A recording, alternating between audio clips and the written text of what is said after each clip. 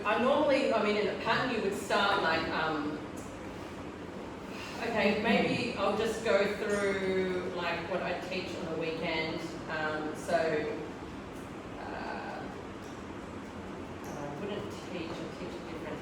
I'll start with that. So start with a break. So we'll just start with that break. So.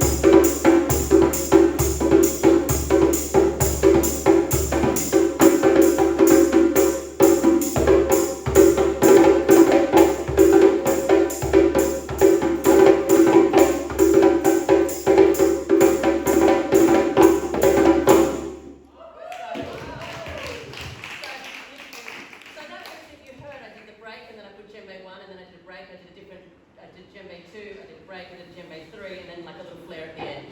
So that's sort of probably what you teach in a term, is that's what you would learn. Yeah, so you're so welcome. Does anybody have any questions?